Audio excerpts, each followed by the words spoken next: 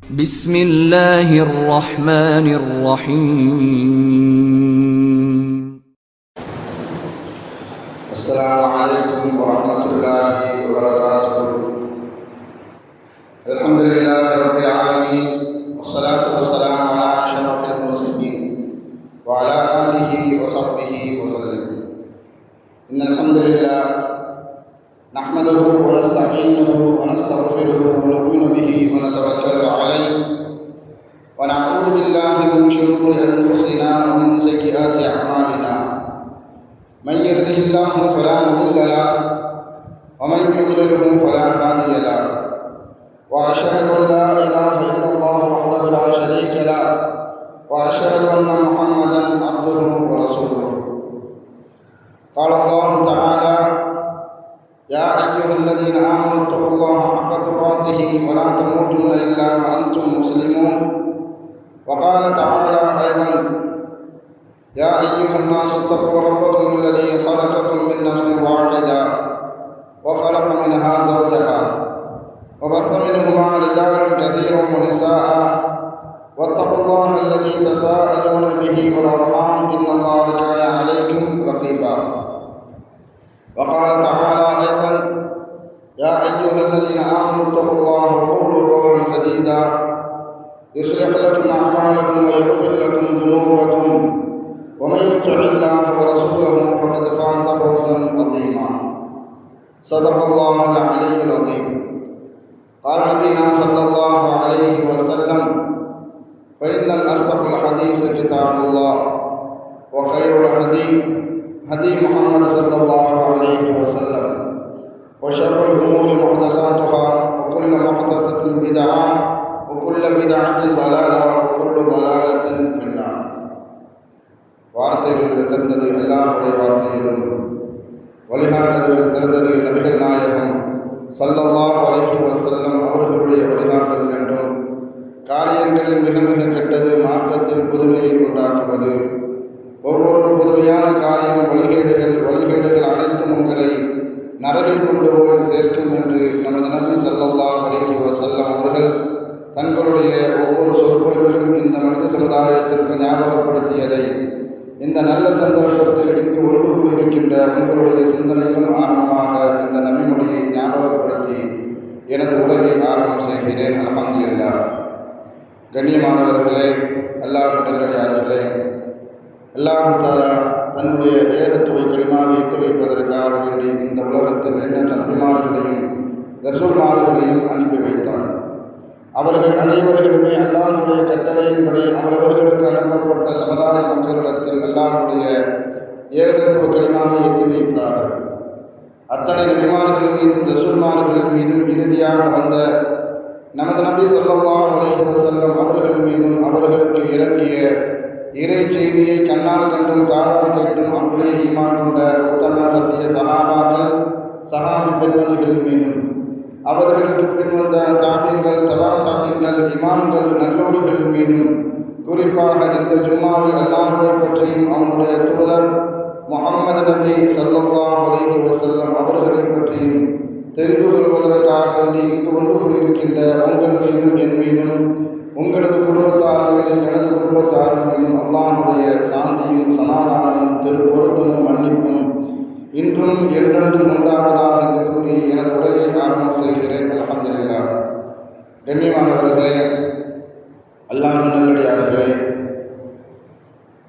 அல்லாஹ்வுடைய மகத்தான ஒரு கிருபையினால் நாம் எல்லாம் ஜும்மாவுடைய தினத்தில் அல்லாஹ் நம்மை வீட்டிற்கு செய்திருக்கின்றான். நாம் ஒரு கடினமான ஒரு காலகட்டத்தில் வாழ்ந்து கொண்டிருக்கின்றோம். எப்படிப்பட்ட காலம் என்றால், யாருடைய உள்ளத்திலும் நிம்மதி இல்லை, மன அமைதி இல்லை. ஒரு பக்கம் பார்க்கும் பொழுது அரசாங்கத்தின் மூலமாக நெருக்கடி, அவர்களால் போடப்படுகின்ற சட்டத்திட்டங்களின் மூலமாக நெருக்கடி. இன்னொரு பக்கம் பார்க்கும் பொழுது நாம் பார்க்கின்ற வளர்கின்ற எங்கு பார்த்தாலும் புதிய புதிய நோய்கள். அந்த நோய்களால் ஆளாக்கப்பட்ட மனிதர்கள் அவர்களுக்கு ஏற்படக்கூடிய மரணங்கள் நம்மை அச்சுறுத்தி கொண்டிருக்கின்றது. அதன் மூலமாக நமக்கு ஏற்படக்கூடிய பயம். இன்னொரு பக்கம் பார்க்கும் பொழுது நாம் பார்க்கின்ற கேள்விப்படுகின்ற விபத்துகள், அசம்பாவிதங்கள், பேரிடர்கள், அதன் மூலமாக ஏற்படக்கூடிய பேரிழப்புகள், மரண ஓலங்கள், இப்படி ஒவ்வொரு இடத்திலும் நேற்று நம்முடன் இருந்தவர்கள் இன்று நம்மை விட்டு பிரிந்திருக்கக்கூடிய சூழல். அது மாத்திரமல்ல, இதன் மூலமாக நம் உள்ளத்தில் ஏற்படக்கூடிய ஒரு விதமான ஒரு மன அழுத்தம், நிம்மதியற்ற நெருக்கடியான ஒரு வாழ்க்கையை தான் நாம் வாழ்ந்து கொண்டு இருக்கின்றோம். இப்படிப்பட்ட வாழ்க்கை உலகத்தில் வாழும் பொழுது நமக்கு ஏற்படுவதற்கு முக்கியமான காரணம் என்ன என்று பார்க்கும் பொழுது பொதுவாக மனிதர்கள் செய்யக்கூடிய பாவங்கள் தான் என்று சொல்லிவிட்டு நம்மால் கடந்து செல்ல முடியும். இருந்தாலும் அந்த பாவங்கள் ஏற்படுவதற்கு என்ன காரணம்? மனித உள்ளத்தில் மனிதனால் செய்யப்படக்கூடிய அந்த பாவமான காரியம் ஏற்படுவதற்கு என்ன காரணம்? மனித உள்ளத்தில் பாவமான சிந்தனை ஏற்படுவதற்கு என்ன காரணம்? மையக்கரு எது என்று நாம் சிந்தித்து பார்க்க கடமைப்பட்டிருக்கின்றோம். நம்மளுடைய உள்ளத்தில் எதற்காக வேண்டிய பாவமான சிந்தனை ஏற்படுகிறது? சிந்தனை ஏற்பட்டால் மாத்திரமல்ல, அதை நாம் ஏன் செயல்படுத்துகிறோம் என்றாவது நாம் சிந்தித்து பார்த்திருக்கிறோமா என்று பார்க்கும் பொழுது அதை பற்றி நமக்கு எந்த விதமான கவலையும் இல்லை, எந்த விதமான சிந்தனையும் இல்லை. பாவத்தினுடைய மைய கரு எங்கிருந்து ஆரம்பிக்கின்றது என்பதை பற்றி நாம் சிந்தித்து பார்க்கவே இல்லை. அதை சிந்தித்து பார்த்து அதை நாம் களையெடுக்க ஆரம்பித்திருந்தால், அதை நம்முடைய வாழ்க்கையில் சரி செய்திருந்தால், நம்முடைய வாழ்க்கையில் நிகழக்கூடிய அனைத்து நிகழ்வுகளும் அனைத்துமே சுபிட்சமான சந்தோஷமான வாழ்க்கை நம்முடைய உலக வாழ்க்கையில் அமைந்திருக்கும். மாத்திரமல்ல, நம்முடைய மறுமை வாழ்க்கையும் வெற்றிகரமாக ஆகியிருக்கும். ஆனால் அதை பற்றி நாம் சிந்தித்து பார்ப்பதே இல்லை. ஒரு மனிதனுடைய உள்ளத்தில் பாவமான காரியம், பாவமான சிந்தனை ஏற்படுவதற்கு மிக முக்கியமான காரணம் ஹராமான பொருளீட்டும் முறை, ஹராமான சம்பாத்தியமும் அதன் மூலமாக கிடைக்கக்கூடிய பொருட்களை நாம் சாப்பிடுவதில் தான் மனிதனிடத்திலிருந்து ஏற்படக்கூடிய மிக முக்கியமான பாவங்களின் மையக்கரு ஹராமான சம்பாத்தியம். நம்மை பொறுத்த வரைக்கும் பொருளீட்ட வேண்டும், அந்த பொருள் ஹலாலா ஹலாலா என்று நாம் பார்ப்பதே இல்லை. காசு பணத்தை பார்த்தாலே நம் உள்ளத்தில் ஏற்படக்கூடிய ஒரு விதமான கவர்ச்சி, அந்த காசு பணத்தில் இருக்கக்கூடிய ஒரு கவர்ச்சி நம் உள்ளத்தில் ஏற்படக்கூடிய மிகப்பெரிய ஒரு மகிழ்ச்சி மாத்திரமல்ல, அதனால் ஏற்படக்கூடிய நம் உள்ளத்தில் ஏற்படக்கூடிய மிகப்பெரிய ஒரு மாற்றங்கள். அதனால் தான் இந்த உலகத்தில் ஏற்படக்கூடிய அனைத்து தீமைகளுக்கும் மையக்கரு ஹராமான சம்பாத்தியம். ஹராமான உணவு எப்பொழுது நம்மளுடைய உடலுக்குள் சென்று விட்டதோ அதனுடைய வெளிப்பாடு பாவமாகத்தான் இருக்கும். நம்மளுடைய சிந்தனையில் நம்மளுடைய செயல்பாடுகள் நமக்கு காசு பணம் கிடைத்தால் போதும், அது ஹராமா ஹலாலா, அது ஆகுமாக்கப்பட்ட காசா அல்லது ஹராமான காசா என்பதை நாம் பார்ப்பதே இல்லை. அந்த காசு பணம் நம்மளுடைய பாக்கெட்டுக்குள் வந்தால் என்ன நடக்கும்? நம்மளுடைய வீட்டுக்கு வந்தால் என்ன நடக்கும்? அதை நம்மளுடைய நாம் சாப்பிட்டால், நம்மளுடைய மனைவி மக்கள் சாப்பிட்டால், நம்மளுடைய குழந்தைகள் சாப்பிட்டால், நம்மளுடைய குடும்பத்தார்கள் சாப்பிட்டால் அவர்களுக்கு என்ன என்ன பிரச்சனைகள் விளைவுகள் ஏற்படும்? சமூகத்தில் ஏற்படக்கூடிய மாற்றங்கள், இம்மை மறுமையில் ஏற்படக்கூடிய விளைவுகள், எதை பற்றி நாம் யோசிக்கிறோம்? நமக்கு தேவை காசு பணம் வரணும், அது ஹலாலா இருந்தாலும் சரி ஹராமாக இருந்தாலும் சரி, எப்படியாவது நாம் சம்பாதித்து விட வேண்டும் என்பதை நோக்கத்தில் மாத்திருந்தால் நம்மளுடைய பொருளீட்டும் முறை சம்பாத்தியம் அப்படி இருக்கிறது. நான் இந்த காசு பணத்தை வச்சு சக்கராத்தினுடைய நிலையை யாராவது தடுக்க முடியுமா என்று பார்த்தால் இல்லை. அந்த காசு பணத்தை வைத்து மறுமையில் யாராவது சொர்க்கத்தை வாங்கிவிட முடியுமா என்று பார்த்தால் முடியாது. இன்னும் சொல்ல போனால் பாவிகள் மரணித்து விட்டால் மறுபடியும் வந்து அமல் செய்ய வேண்டும் என்று ஆசைப்படுவார்கள் என்பதாக அல்லாஹ் குர்ஆன் வசனத்தில் சொல்லி காட்டுவான். ஆனால் அதே பாவிகள் அஞ்சக்கூடிய ஒரு செயல்பாடு என்றால் சக்கராத்துடைய நிலை, சக்கராத்தில் ஏற்படக்கூடிய அந்த வேதனை, அதை கண்டு நல்லவர்களாக இருந்தாலும் சரி தீயவர்களாக இருந்தாலும் சரி மௌத்துடைய நேரத்தில் சக்கராத்தினுடைய வேதனையை சுவைக்காமல் யாருக்கும் அல்லாஹ் தஆலா என்ன செய்ய மாட்டான், மரணத்தை தரவே மாட்டான். அந்த நிலையை கண்டு பயந்தவர்கள் அதிகமானவர்கள். நல்லடியார்களும் உண்டு, தீயவர்களும் உண்டு. ஈசா அலைஹிஸ்ஸலாம் அவர்கள் ஒரு பாதையாக நடந்து போயிட்டு இருக்கிறாங்க. பொதுவாக ஈசா அலைஹிஸ்ஸலாம் அவர்கள் எங்கும் நிரந்தரமாக தங்க மாட்டாங்க, வழிபோக்கர்கள் மாதிரி அவர்கள் போயிட்டே இருப்பாங்க. அந்த சூழலில் ஒரு பெண்மணி ஒரு கபருக்கு அருகாமையில் இருந்து அழுது கொண்டு இருக்கிறார். ஈசா அலைஹிஸ்ஸலாம் அந்த பெண்மணிகிட்ட போய் கேட்குறாங்க, ஏங்க அழுவுறீங்க அப்படின்னு கேட்குறாங்க. அப்போ அந்த பெண்மணி சொல்கிறாங்க, எனக்கு ஒரு மகள் இருந்தால் அந்த மகள் மரணித்து விட்டார். அதன் காரணத்தினால் நான் அல்லாஹ்விடத்தில் 2 விதமான கோரிக்கையை உறுதியாக எனக்கு தந்துவிட வேண்டும் என்று மனம் உறுதியோடு வலுக்கட்டாயமாக நான் அல்லாஹ்விடத்தில் 2 விஷயங்களை நான் கேட்கிறேன் என்பதாக அந்த பெண்மணி ஈசா அலைஹிஸ்ஸலாம் அவர்கள்ட்ட சொன்னாங்க. என்ன கோரிக்கையை அல்லாஹ்விடத்தில் கேட்கிறாய் என்பதாக ஈசா அலைஹிஸ்ஸலாம் அவர்கள் கேட்கிற நேரத்தில் அந்த பெண்மணி சொன்னாங்க, ஒன்றும் மரணித்த என் மகள் திரும்ப உயிரோடு வரணும், அவளை நான் சந்திக்கணும். அப்படி இல்லை அப்படின்னு சொன்னால் என்னை அல்லாஹ் தஆலா மரணிக்க செய்து என்னுடைய மகளை சந்திக்க வைக்கணும். 2ல் ஏதாவது ஒரு காரியம் நடக்க வேண்டும். இதை பற்றி தான் நான் அல்லாஹ்விடத்தில் வலுக்கட்டாயமாக உறுதியாக கேட்டுக்கொண்டிருக்கிறேன். 2ல் ஒன்று நடக்க வேண்டும் என்று உறுதியோடு கேட்டுக்கொண்டிருக்கிறேன் என்பதாக அந்த பெண்மணி ஈசா அலைஹிஸ்ஸலாம் அவர்களிடத்தில் சொல்லி காட்டினார். அப்போ ஈசா அலைஹிஸ்ஸலாம் சொன்னாங்க, நாம் என்ன அல்லாஹ்விடத்தில் துஆ செய்யலாம், உன்னுடைய மகன் மறுபடியும் உயிரோடு வருவதற்கு நான் அல்லாஹ்விடத்தில் துஆ கேட்கவா என்பதாக கேட்கும் பொழுது அந்த பெண்மணி ஆம் என்று கூறினார். ஈசா அலைஹிஸ்ஸலாம் அவர்கள் அல்லாஹ்வுடைய அனுமதி பெற்று இப்படி அழைத்தார்கள், இன்னாருடைய மகள் இன்னாரே, அல்லாஹ்வுடைய அனுமதியை கொண்டு நீ எழுந்து வா என்று கேட்கும் பொழுது முதலில் அந்த கபர் முதல்ல குலுங்குச்சு. மறுபடியும் அதே சொல்லி கேட்குறாங்க, இன்னாருடைய மகள் இன்னாரே, நீ கபரில் இருந்து எழுந்து வா என்று சொன்னவுடன் அந்த கபரில் வெடிப்பு விழுந்துச்சு. 3வது அதே வார்த்தையை சொன்னார்கள், இன்னாருடைய மகள் இன்னாரே, கபரில் இருந்து எழுந்து வா என்று சொன்னவுடன் அந்த கபரில் இருந்து அந்த மரணித்த அந்த பெண்மணி எழுந்திருத்து வந்தார். எழுந்திருத்து வந்த உடனே சந்தோஷமா இருக்கல, தன்னுடைய தாயை பார்த்து கேட்கிறார், யாம்மா எனக்கு திரும்ப திரும்ப கஷ்டத்தை கொடுக்குற, யாம்மா எனக்கு திரும்ப திரும்ப கஷ்டத்தை கொடுக்கிற, இப்பொழுது நான் உயிரோடு வந்துவிட்டேன், மறுபடியும் நான் மரணிக்க வேண்டும். அப்படி மரணம் அடையும் போது அந்த மரண சுவையை, சக்கராத்தினுடைய நிலையை நான் அடைய வேண்டும். அது எவ்வளோ பெரிய வேதனை தெரியுமா? அந்த வேதனை எப்படி இருக்கும் என்று சொல்லால் சொல்லி விளக்க முடியாது. அதனால் என்னை நீ சிரமத்திற்கு மேல் சிரமத்திற்கு ஆளாக்கிவிட்டாய் என்பதாக தன்னுடைய தாயிடத்தில் அந்த பெண்மணி கேட்டார். ஈசா அலைஹிஸ்ஸலாம் அவர்களை பார்த்து சொல்லிச்சு அந்த பெண்மணி, அல்லாஹ்வுடைய தூதரே, அல்லாஹ்விடத்தில் நீங்கள் தயவு செஞ்சு துஆ செய்யுங்க, நான் மறுபடியும் மரணிக்க வேண்டும், ஆனால் மரண வேதனை இல்லாமல் மரணிக்க வேண்டும், மரண வேதனை சக்கராத்தினுடைய வேதனை இல்லாமல் மரணிக்க வேண்டும் என்று அல்லாஹ்விடத்தில் நீங்கள் துஆ செய்யுங்கள் என்பதாக அந்த மரணத்திலிருந்து மீண்டு வந்த அந்த பெண்மணி ஈசா அலைஹிஸ்ஸலாம் அவர்களிடத்தில் இந்த வார்த்தையை சொல்லி காட்டினாங்க. நமக்கு கிடைக்கக்கூடிய பாடம் என்னன்னு சொன்னால், நாம் உலகத்தில் எவ்வளோ பெரிய இன்பங்களை அடைந்தாலும் சரி, எவ்வளவு சம்பாதித்தாலும் சரி, சக்கராத்தினுடைய வேதனையை விட்டும் நம்மால் தற்காத்து கொள்ள முடியுமா என்று பார்த்தால் முடியாது. உலகத்தை விட்டு மரணித்தவர்கள் மறுபடியும் உலகத்துக்கு கொண்டு வந்தாலும் சரி, அவர்கள் இவற்றை இன்பத்தை விடவும் நான் மரணம் அடையும் பொழுது சக்கராத்தினுடைய வேதனை இல்லாமல் மரணிக்க வேண்டும் என்பதாகத்தான் அவர்களுடைய கோரிக்கை இருக்கும்.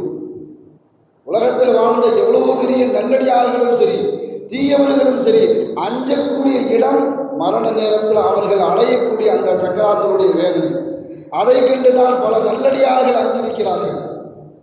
உலகத்தில் வாழும் பொழுது நாம் எல்லாருமே என்ன நினைச்சுக்கிட்டோம்னு சொன்னால், நமக்கு ஏற்படக்கூடிய ஆட்சியாளர்கள் நல்லவர்களாக இருக்க வேண்டும், நமக்கு வரக்கூடிய ஆட்சியாளர்கள் தலைவர்கள் நல்லவர்களாக இருக்க வேண்டும். ஆனால் நம்மளுடைய சம்பாத்தியம் ஹலாலா ஹராமா என்று நாம் யோசிப்பதே இல்லை. நமக்கு ஏற்படக்கூடிய அதிகமான பிரச்சனைகளுக்கு காரணம் நம்மளுடைய பொருளீட்டு முறை ஹராமாக இருப்பதன் காரணத்தினால்தான். இந்த உலகத்தில் நல்லதாக சம்பாதிக்கிறதுக்கும் பல வழிகள் இருக்குது, அதே மாதிரி தீயதை சம்பாதிப்பதற்கும் அதிகமான வழிகள் இருக்குது. வட்டியை கொடுப்பது வாங்குவது, அதே மாதிரி லஞ்சம் கொடுப்பது வாங்குவது. ஒரு இடத்தை விற்கிறதுக்காக வேண்டி, ஒரு மனையை விற்பதற்காக வேண்டி அதிகமான பொய் புரட்டுகள், பித்தலாட்டங்கள், மோசடிகள் எல்லாத்தையும் எந்த அளவுக்கு பொய் சொல்லி ஒரு இடத்தை விற்க முடியுமோ அந்த அளவுக்கு பொய் பித்தலாட்டங்கள் செய்து ஒரு இடத்தை விட்டு விடுகிறோம். இதையெல்லாம் நம்மை என்ன பாதிக்கும்? நம்மளுடைய குடும்பத்தார்களை, நம் மனைவி மக்களை அந்த மூலமாக பொருளீட்டக்கூடிய முறை நம்மளுடைய இம்மை வாழ்க்கைக்கு, மறுமை வாழ்க்கைக்கு எப்படிப்பட்ட விளைவுகளை உண்டாக்கும் என்பதை பற்றி நமக்கு எந்த விதமான கவலையும் கிடையாது. இமாம் அஹ்மது இப்னு ஹம்பல் ரஹ்மத்துல்லாஹ் தன்னுடைய குடும்பத்தார்களிடத்துல சொல்றாங்க, என்னுடைய ஆசிரியர் இமாம் ஷாஃபி ரஹ்மத்துல்லாஹ் இன்று இரவு நம்மிடத்தில் விருந்தாளியாக வர இருக்கிறார். அவரை நாம் என்ன செய்யணும்? ரொம்ப கண்ணியப்படுத்தணும், கண்ணியமான முறையில் கவனித்துக் கொள்ள வேண்டும், அவருக்கு தேவையானதை நாம் செஞ்சு கொடுக்க வேண்டும் என்பதாக இமாம் அஹ்மது இப்னு ஹம்பல் தன்னுடைய ஆசிரியர் குறித்து இப்படிப்பட்ட விஷயத்தை தன்னுடைய குடும்பத்தார்களிடத்தில் சொல்லி காட்டுகிறார்கள். இமாம் ஷாஃபி ரஹ்மத்துல்லாஹ் அவர்கள் இமாம் அஹ்மது இப்னு ஹம்பல் ரஹ்மத்துல்லாஹ் அவர்களுடைய வீட்டுக்கு விருந்தாளியாக வந்துட்டாங்க. அவர்களுக்கு முன்னால உணவுகள் எல்லாம் பரிமாறப்படுகிறது. உணவுகளை என்ன செய்யறாங்க? சாப்பிட ஆரம்பிக்கிறாங்க. பொதுவாக ஒரு மனிதர்களுக்குள்ள சிலர்களுடைய ஒரு புது புத்தி என்னன்னு சொன்னால், ஆலிம்கள் என்ன செய்கிறாங்க, அவர்களிடத்திலிருந்து, மார்க்க அறிஞர்களிடத்திலிருந்து என்ன குறையை கண்டுபிடிக்கலாம், எதையாவது ஒரு குறையை கண்டுபிடிக்கணும் என்பதாக சிலர்களுடைய பொது புத்தி. அல்லாஹ் பாதுகாக்க வேண்டும். யாருடைய குறையை யார் துருவி துருவி ஆராய்ந்து இருப்பார்களோ அவர்களுடைய நிலை இம்மையிலும் சரி மறுமையிலும் சரி ரொம்ப மோசமாக இருக்கும். அல்லாஹ் பாதுகாக்கணும். இதே ரீதியில தான் அஹ்மது இப்னு ஹம்பல் ரஹ்மத்துல்லாஹ் அவர்களுடைய வீட்டார்கள் இமாம் ஷாஃபி ரஹ்மத்துல்லாஹ் அவர்களுக்கு முன்னாடி பரிமாறப்பட்ட உணவை அவர்கள் எப்படி சாப்பிடுகிறார்கள் என்ற நோக்கத்தில் பார்க்குறாங்க. அல்ஹம்துலில்லாஹ் இமாம் ஷாஃபி ரஹ்மத்துல்லாஹ் அன்னைக்கு திருப்தியாக சாப்பிட்டாங்க, வயிறு நிரம்ப சாப்பிட்டார்கள். சாப்பிட்டுட்டு போய் படுத்துட்டாங்க. தன்னுடைய படுக்கை அறைக்கு போயிட்டாங்க. போனதுக்கு அப்புறம் இமாம் அஹ்மது இப்னு ஹம்பல் ரஹ்மத்துல்லாஹ் அவர்களை அழைத்து அவர்களுடைய குடும்பத்தார்கள் சொன்னாங்க, பெரிய மார்க்க அறிஞர், பெரிய இமாம் சொன்னீங்களே, என்ன வயிறு நிரம்ப சாப்பிட்டுட்டாரு? எல்லாரும் நினச்சிக்கிட்டு இருக்கிறாங்க ஆலிம்கள் சொன்னால் குறைவாக சாப்பிடணும், அவங்க வயிற்றுக்கு அவங்கவுங்க சாப்பிட்றாங்க என்ற எண்ணம் யாருக்கும் வர்றதில்லை. ஒரு நிறைய சாப்பிட்டுட்டாரு அப்படிங்கிற ஒரு குறை கண்டுபிடிச்சிட்டாங்க. ரெண்டாவது, அவர்களுடைய குடும்பத்தார்கள் எங்கே எல்லாரும் தஹஜ்ஜத் தொழுதாங்க. இமாம் ஷாஃபி ரஹ்மத்துல்லாஹ் அன்றைக்கி தஹஜ்ஜத் தொழலை. அதையும் பார்த்துக்கிட்டு இருக்கிறாங்க. இவர் என்ன செய்கிறாங்க, இவர்கிட்ட என்ன குறையை கண்டுபிடிக்கலாம், நாம் மட்டும் குறையை கண்டுபிடிச்சா பரவாயில்லை, நாம் கண்ட குறையை அடுத்தவர்களிடத்தில் போய் சொல்லணும். அவர் அப்படி உங்கள் நிர்வாகம் வர சொல்ல அவர் அப்படி கவனிச்சுக்கங்க, கூட இருக்கிற ஆளை வச்சு கண்காணிக்க வைக்கிறது. அல்லாஹ் பாதுகாக்கணும். அப்படிப்பட்ட எண்ணம், இந்த பொது புத்தி அவர்களுடைய உள்ளத்தில் தோன்றது மாத்திரமல்ல, இதை அடுத்தவர்களின் மூலமாக கண்காணிக்க செய்வது. அதே மாதிரி தான் இமாம் ஷாஃபி ரஹ்மத்துல்லாஹ் தஹஜ்ஜத் தொழுதாங்களா இல்லையா என்ற கண்ணோட்டத்தோடு அவர்களுடைய குடும்பத்தார்கள் கண்காணித்திருந்தாங்க. தஹஜ்ஜத் தொழலை. அதே மாதிரி சுபூக்கு பாங்கு சொல்லப்பட்டது. இமாம் ஷாஃபி ரஹ்மத்துல்லாஹ் ஒழு செய்யாம தொழுகைக்கு பள்ளிவாசலுக்கு வந்துட்டாங்க. இதையும் கண்காணிச்சிருக்கிறாங்க. இப்படி 3 குறைகளை இமாம் ஷாஃபி ரஹ்மத்துல்லாஹ் அவர்களிடத்தில் கண்ட குடும்பத்தார்கள் இமாம் அஹ்மது இப்னு ஹம்பல்கிட்ட போய் கேட்குறாங்க. நைட்டு சாப்பிட்ட போது அதிகமாக சாப்பிட்டாரு, தஹஜ்ஜத் தொழுகலை, அதே மாதிரி சுபூக்கு வரும் பொழுது ஒழுங்கு செய்யாமல் உள்ளக்கு வந்துட்டாங்க. இதெல்லாம் எப்படி இவர் எப்படி ஒரு பெரிய இமாமா எங்களை ஏற்றுக்கொள்ள முடியும் என்பதாக கேட்ட நேரத்தில் தான் இமாம் அஹ்மது இப்னு ஹம்பல் சொன்னாங்க, அவங்களுக்கு பல காரணங்கள் இருக்கும், இருந்தாலும் அவர்களிடத்தில் சென்று விளக்கம் கேட்டுவிட்டு உங்களுக்கு விளக்கம் சொல்கிறேன் என்பதாக அஹ்மது இப்னு ஹம்பல் தன்னுடைய ஆசிரியர் இமாம் ஷாஃபி ரஹ்மத்துல்லாஹ் அவர்கள்ட்ட போய் கேட்குறாங்க. ஆசிரியர் அவர்களே, நைட்டு நீங்கள் திருப்தியாக சாப்பிட்டீங்க, அது எங்களுடைய குடும்பத்தார்களுக்கு மத்தியில் ஒரு சின்ன சலசலப்பை ஏற்படுத்திருச்சு அப்படின்னு சொல்ல போது சொன்னாங்க, பகதாதில் ஹலாலான உணவுக்கு பஞ்சப்பாடு, யாருமே ஹலாலான உணவு சாப்பிட்றதில்லை, அப்படியே இருந்தாலும் பற்றாக்குறை. ஆனால் உங்களுடைய குடும்பத்தார்கள் பரிமாறப்பட்ட அந்த உணவுல ஹலால் இருந்துச்சு, மாத்திரமல்ல பரக்கத்து இருந்துச்சு. அதனால் ஹலாலான உணவை நான் பார்த்த உடனே அதிகமாக சாப்பிட வேண்டும் என்று நினச்சி வயிறு நிரம்ப திருப்தியாக சாப்பிட்டேன். சாப்பிட்டது மாத்திரமல்ல, நான் என்னுடைய ஓய்வுறைக்கு சென்றவுடன் எனக்கு தூக்கம் வரலை. நான் ஒரு ஹதீஸை பற்றி, ஒரு நபிமொழியை பற்றி சிந்தித்து கொண்டிருந்தேன். சிந்தித்தது மாத்திரமல்ல, அந்த நபிமொழியின் மூலமாக மார்க்க சட்டங்கள் அதிகமாக எடுத்து விட்டேன் ஒரே ஒரு ஹதீஸிலிருந்து.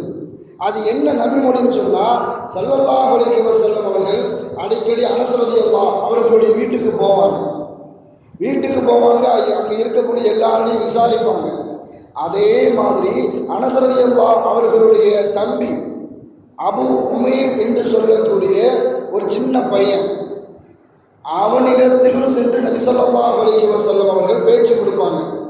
சின்ன பையன் மாதிரியே பேச்சு கொடுத்து என்ன செய்வாங்க, அவர்களிடத்தில் விளையாடுவார்கள் நபி ஸல்லல்லாஹு அலைஹி வஸல்லம் அவர்கள். அப்போ ஒரு தடவை இந்த வீட்டுக்கு போகும் பொழுது ஸல்லல்லாஹு அலைஹி வஸல்லம் அவர்கள் அனஸ் ரலியல்லாஹு அவர்களுடைய வீட்டுக்கு போகும் பொழுது அந்த சின்ன பையன் ரொம்ப கவலையாக இருந்தான். அப்போ அனஸ் ரலியல்லாஹு தஆலா அவர்களிடத்தில் கேட்குறாங்க ஸல்லல்லாஹு அலைஹி வஸல்லம் அவர்கள், உன்னுடைய சகோதரர் அபு உமைர் ஏன் கவலையாக இருக்கிறாரு என்ற கேட்ட நேரத்தில் தான் அனஸ் ரலியல்லாஹு சொல்கிறாங்க, என்னுடைய தம்பி ஒரு சிட்டுக்குருவி வளர்த்துக்கிட்டு இருந்தார், அது செத்து போச்சு. அது செத்ததின் காரணத்தினால் என்னுடைய சகோதரர் கவலையாக இருக்கிறாரு. அப்போ ஸல்லல்லாஹு அலைஹி வஸல்லம் அவர்கள் அந்த சின்ன பையன்கிட்ட போய் கேட்குறாங்க, யா அபா உமைர், உன்னுடைய குருவி என்னாச்சு? இதுதான் வாசகம். ஸல்லல்லாஹு அலைஹி வஸல்லம் அவர்கள் அந்த சின்ன பையன்கிட்ட போய் கேட்குறாங்க, உன் குருவி செத்து போச்சா? உன் குருவிக்கு என்னாச்சு? இதில் இருந்து நான் மார்க்க சட்டங்கள் அதிகமாக எடுத்தேன் என்பதாக இமாம் ஷாஃபி ரஹ்மத்துல்லாஹ், இமாம் அஹ்மது பின் ஹம்பல் ரஹ்மத்துல்லாஹ் அவர்கள்ட்ட சொல்கிறாங்க. என்ன மார்க்க சட்டம்னு சொன்னால், பொதுவாக நாம் சிறுவர்களிடத்தில் அன்பாக பேச வேண்டும் என்ற மார்க்க சட்டத்தில் அதிலிருந்து எடுத்தேன். மாத்திரமல்ல, சின்ன பிள்ளைக்கு பறவைகளை வளர்க்கலாம் என்ற மார்க்க சட்டையும் அதிலிருந்து எடுத்தேன். அதே மாதிரி நாம் சின்ன பிள்ளைகள்கிட்ட பேசும் பொழுது நாம் அன்பாக பேச வேண்டும். அவர்கள் எந்த தொனியில் பேசுவார்களோ அதே தொனியிலே நாம் பேச வேண்டும் என்ற மார்க்க சட்டத்தை அதிலிருந்து எடுத்தேன். பொதுவாக அரபிகளிடத்தில் ஒரு பழக்கம் இருக்குது, ஒரு பெயர் வைப்பாங்க, அது அசல் பெயர் சொல்லியும் கூப்பிடுவாங்க, பட்ட பெயர் சொல்லியும் கூப்பிடுவாங்க. அவர்களுடைய வாப்ப பெயர் அல்லது அவர்களுக்கு பிறந்த பிள்ளைகளுடைய பெயரை வைத்தும் அவர்களை அடையாளப்படுத்தி கூப்பிடுவாங்க. பொதுவாக என் பேர் ஷாவுல் பாஷா அப்படின்னு சொன்னால் அது அசல் பெயர், அதை சொல்லியும் கூப்பிடுவாங்க. எனக்கு ஒரு பட்ட பெயர், அது நான் விரும்பக்கூடிய பெயரோ அல்லது நான் விரும்பாத பெயரோ, அதை சொல்லி என்ன செய்வாங்க, அரபிகள் கூப்பிடுவாங்க. அப்படி இல்லைன்னு சொன்னால் எனக்கு பிறந்த பிள்ளை அவங்களை அடையாளப்படுத்தி அல்லது என்னுடைய தந்தை அவர்களை அடையாளப்படுத்தி, உதாரணத்துக்கு சொல்வதாக இருந்தால் உம்மு சலமாவினுடைய தாய், அந்த தாயாரை அடையாளப்படுத்தும் பொழுது ஸல்லல்லாஹு அலைஹி வஸல்லம் அவர்கள் அவர்களுடைய மகளை குறித்துத்தான் அடையாளப்படுத்துவார்கள். அபு சலமா, உம்மு ஹபீபா, அபு ஹனீஃபா என்பதாக அரபிகளிடத்தில் தனக்கு பிறந்த பிள்ளைகளை குறித்து அவர்களை குறித்து அடையாளப்படுத்துவார்கள். இப்போ நாம் ஒரு விஷயத்தை யோசிக்கணும். அனஸ் ரலியல்லாஹு தஆலா அன்ஹு அவர்களுடைய சகோதரர் அபு உமைர்னு சொன்னால் உமைருடைய தந்தை உம்மு சலமா, அபு சலமா அப்படின்னு சொன்னால் அபு சலமாவுடைய தாய் அப்படின்னு சொன்னால் அவங்களுக்கு ஒரு பிள்ளை இருக்குது அப்படின்னு அர்த்தம். அபு சலமா அப்படின்னு சொன்னால் அவர் அபு சலமாவுடைய தந்தை, அவருக்கு ஒரு பிள்ளை இருக்குது, கல்யாணம் ஆயிடுச்சு என்ற அர்த்தத்தில் இப்படி கூப்பிடுவாங்க. ஆனால் சின்ன பையன் உமைருடைய தந்தை என்ற அர்த்தத்தில், அதாவது அபு உமைர் அப்படின்னு சொன்னால் உமைருடைய தந்தை அப்படின்னு அர்த்தம். சின்ன பையனை ஸல்லல்லாஹு அலைஹி வஸல்லம் அவர்கள் அபு உமைர் என்று அழைத்தார்கள். அதை கூப்பிடுவதற்கும் ஸல்லல்லாஹு அலைஹி வஸல்லம் அவர்கள் தடை விதிக்கவில்லை என்றால் அந்த பெயரின் காரணமாக அவர் துஆவை பெறுகிறார். அதாவது அவர் தந்தை ஆகுவார், அவருக்கு கல்யாணம் நடக்கும், அவருக்கு குழந்தை பிறக்கும் என்பதை சுட்டி காட்டுவதற்காக வேண்டி ஸல்லல்லாஹு அலைஹி வஸல்லம் அவர்கள் இப்படி அழைத்தார்கள். அதே மாதிரி நம்மளுடைய பிள்ளைகளையும் நாமும் ஒரு பெயர் வைத்து, அதாவது நாம் ஒரு பெயர் வைக்கிறோன்னு சொன்னால் அதுக்கு முன்னாடி அபு என்ற வார்த்தையை சூட்டி கொள்ளலாம் என்ற சட்டத்தையும் அந்த ஹதீஸின் மூலமாக நான் எடுத்தேன். அப்படி எடுத்துக்கிட்டு இருக்கும்போது தஹஜ்ஜுடைய நேரம் நான் தாண்டிடுச்சு. நான் இரவு முழுக்க தூங்கலை, இஷாவுக்கு செஞ்ச உதவோடு இருந்தேன். ஃபஜ்ருடைய வாங்கு சொன்ன உடனே நான் பள்ளிவாசலுக்கு வந்துட்டேன். ரெண்டாவது மூணாவது கேள்விக்கு அவர்கள் சொல்லக்கூடிய பதிலிருந்தே அவர்களுக்கு விளக்கம் கிடைத்து விட்டது. இரவு முழுக்க தூங்கலை, ஒவ்வொரு முறையில் அந்த ஹதீஸை சிந்தித்து கொண்டிருந்தேன். அதனால் என்னால் தஹஜ்ஜத் தொழுக முடியல, ஒதுவோடு இருந்தேன், அதனால் அதே ஒதுவோடு நான் சுபுக்கு வந்து விட்டேன். பொதுவாக மார்க்க அறிஞர்கள் எங்கு ஹலாலான உணவு கிடைத்தாலும் அது உள்ளக்கு போயிடுச்சு சொன்னால் அது மனிதர்களிடத்தில் ஏற்படக்கூடிய மாற்றம். நாம் ஹலாலான முறையில் சம்பாதித்து சொன்னால் நம்மளுடைய வாழ்க்கையில் நடக்கக்கூடிய அனைத்து விஷயங்களும் சந்தோஷமான நிகழ்ச்சியாக நடக்கும். நாம் பொருளீட்டு முறை எப்படி வந்தாலும் சரி, நமக்கு காசு பணம் வந்தால் போதும் என்ற ரீதியில் நாம் சம்பாதிக்க ஆரம்பிச்சோன்னு சொன்னால் நமக்கு வரக்கூடிய ஆட்சியாளர்களும் அநீதிக்காரர்களாக இரக்கமற்றவர்களாகத்தான் வருவார்கள். அலி ரலியல்லாஹு தஆலா அவர்களிடம் போய் ஒரு ஆள் கேட்கிறார், எங்கள் அபூபக்கர் ரலியல்லாஹு, உமர் ரலியல்லாஹு அவர்களுடைய காலகட்டத்தில் எந்த விதமான பிரச்சனையும் இல்லையே, குழப்பங்கள் இல்லை, சண்டைகள் இல்லை, உங்களுடைய காலகட்டத்தில் தான் குழப்பங்கள் சண்டைகள் அதிகமாக இருக்கிறது, என்ன காரணம் அப்படின்னு கேட்குறாங்க. அப்படி கேட்கக்கூடிய நேரத்தில் அலி ரலியல்லாஹு சொன்னாங்க, அபூபக்கர் ரலியல்லாஹு, உமர் ரலியல்லாஹு அவர்களுடைய காலகட்டத்தில் நாங்கள்லாம் வாழ்ந்து கொண்டு இருந்தோம், அவர்களுக்கு ஆலோசனை சொல்லக்கூடிய இடத்துல நாங்கள் இருந்தோம், அதனால் அவர்களுடைய காலகட்டத்தில் எந்த விதமான குழப்பங்களோ சண்டைகளோ ஏற்படலை. என்னுடைய ஆட்சி காலகட்டத்தில் ஒன்றை போன்ற மனுஷர்கள்லாம் வாழ்ந்துக்கிட்டு இருக்கிறாங்க, எனக்கு ஆலோசனை சொல்கிறது ஒன்றை மாதிரி ஆள் வந்து ஆலோசனை சொல்ல என்னுடைய ஆட்சி அதிகாரம் எப்படி இருக்கும்? நல்லவர்கள் வாழ்ந்தால் நல்லவர்கள் ஆட்சியாளர்களாக வருவார்கள். நாம் சம்பாதிக்கிறத ஹலாலான முறையில் சம்பாதித்தால் என்ன, சஃப்வான் இப்னு மர்வான் என்று சொல்லக்கூடிய ஒரு ஆட்சியாளர் தன்னுடைய மக்களை எல்லாம் அழைத்தார். அபூபக்கர் உமர் ஆட்சி மாதிரி என்னுடைய ஆட்சி இருக்க வேண்டுமா என்று மக்களை பார்த்து கேட்கிறார். கேட்ட நேரத்தில் அவர் அவங்க மக்கள்லாம் சொன்னாங்க, ஆமாம் எங்களுக்கு உங்களுடைய ஆட்சி அபூபக்கர் ஆட்சி மாதிரி இருக்க வேண்டும், உமர் ரலியல்லாஹு அவர்களுடைய ஆட்சி மாதிரி இருக்க வேண்டும் என்ற ஆசை தொடர்ந்து சொல்லக்கூடிய நேரத்தில் அந்த மர்வான் சொல்லி காட்டினார், அப்படி என்றால் அபூபக்கர் ரலியல்லாஹு, உமர் ரலியல்லாஹு அவர்களுடைய ஆட்சி காலகட்டத்தில் மக்கள் எப்படி வாழ்ந்தார்களோ அந்த மாதிரி மக்களா நீங்கள் மாறினால் என்னுடைய ஆட்சியும் அபூபக்கர் ரலியல்லாஹு, உமர் ரலியல்லாஹு அவர்களுடைய ஆட்சி மாதிரி இருக்கும். நீங்கள் மாறாத வரைக்கும் ஆட்சியாளர்கள் கொடுங்கோலர்களாக, இரக்கமற்றவர்களாக, அநீதக்காரர்களாகத்தான் உங்களுக்கு ஆட்சியாளர்கள் அமைவார்கள் என்பதாக சஃப்வான் இப்னு மர்வான் என்று சொல்லக்கூடிய அந்த ஆட்சியாளர் தன்னுடைய மக்களுக்கு, பிரதிநிதிகளுக்கு இப்படி சொன்னாங்க. ஈசா அலைஹிஸ்ஸலாம் அவர்கள் தங்களுடன் ஒரு தோழர் அழைச்சிட்டு போவாங்க. போகக்கூடிய நேரத்தில் ஒரு 3 ரொட்டி வச்சுருந்தாங்க. இந்த 3 ரொட்டி எடுத்து தாங்க ஒரு ரொட்டியை சாப்பிட்டாங்க, தன்னுடைய தோழருக்கு ஒரு ரொட்டி எடுத்து கொடுத்தாங்க. சாப்பிட்டு முடிச்ச உடனே கை கழுவுவதற்காக வேண்டி கொஞ்சம் தள்ளி போனாங்க, இன்னொரு ரொட்டி பாக்கி இருக்குது. வந்து பார்த்தாங்க, அந்த ரொட்டியை காணும்.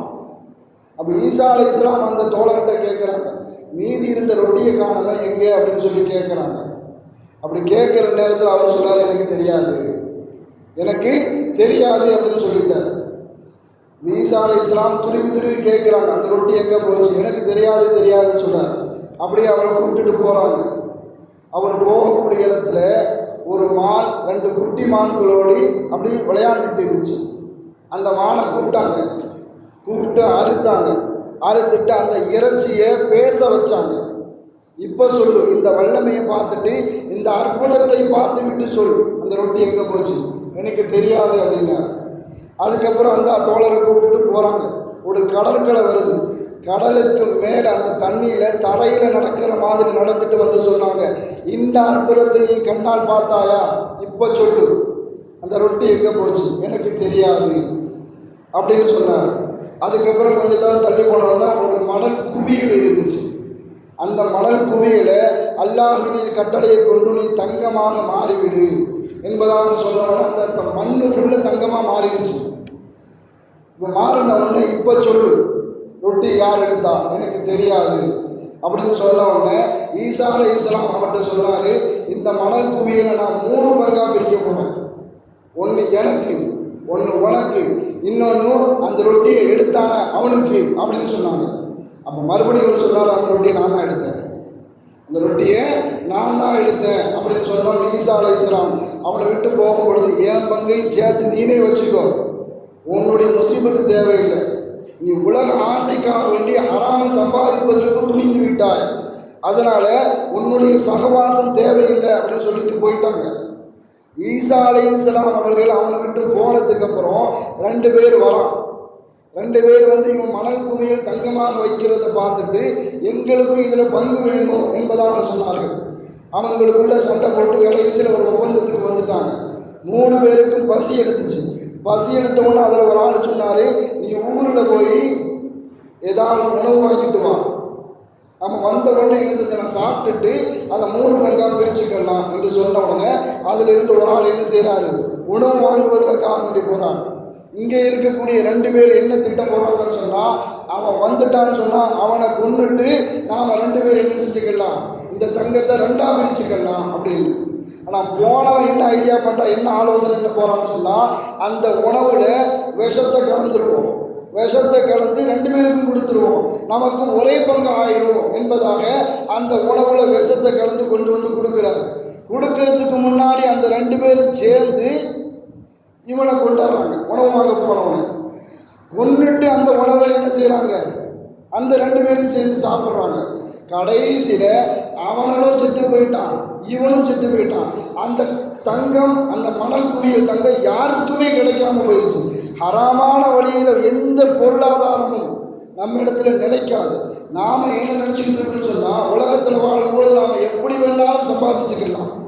அதை ஏதாவது ஒரு பள்ளிவாசலுக்கோ அல்லது ஒரு மதரசாவுக்கோ ஏழை எளிய மக்களுக்கோ நாம் சதக்காவாக செஞ்சுட்டோம் அப்படின்னு சொன்னால், அந்த சம்பாத்தியம் நம்மளுடைய பொருளீட்டும் போதை அது பரிசுத்தமாயிரும், அது சுத்தமாயிரும், அது ஃபுல்லாக ஹலாலாக மாறிடும் என்பதாக நினைத்து கொண்டு நம்மளுடைய சம்பாத்தியத்தை நாம் அப்படி தர்மம் செய்வது மூலமாக அது ஹலாலாக ஆக்கப்பட்டு விடும் என்று நினைச்சா நம்ம மாதிரி முட்டாள் யாரும் இருக்க மாட்டாங்க. ஸல்லல்லாஹு அலைஹி வஸல்லம் அவர்கள் சொல்லி காட்டியது, யார் ஹலாலான முறையில் பொருளீட்டுவார்களோ அவர்கள் செய்யக்கூடிய சதக்காவுக்கு கூலி கிடைக்கும். யார் ஹராமான முறையில் சம்பாதித்து விட்டு அதை சதக்கா செய்தாலும் அவருக்கு ஒரு நன்மை கூட கிடைக்காது. இப்னு உமர் ரலியல்லாஹு ஆமிர் இப்னு மர்வான் என்று சொல்லக்கூடிய ஒரு ஆட்சியாளரை சந்திக்க போகிறாங்க. அவர் சஹாபியை பார்த்த ஒரு மனிதர், ஒரு மன்னர். ஆனால் இவங்க சஹாபி, இவங்க போய் அந்த ஆட்சியாளரை பார்க்க போகிறார். அவர் நோய்வாய்ப்பட்டு இருக்கிறார். இப்னு உமர் ரலியல்லாஹு தஆலா அவர்களிடத்தில் சொல்கிறாரு, எனக்காக வேண்டி நீங்கள் துஆ செய்யுங்க, நான் நன்மையான காரியம் நிறைய செஞ்சிருக்கிறேன், எனக்காக வேண்டி துஆ செய்யுங்க என்பதாக அந்த ஆட்சியாளர் இப்னு உமர் ரலியல்லாஹு அவர்கள் சொல்கிறாங்க. ஆனால் அவர் கொடூரமான ஆட்சியாளர்.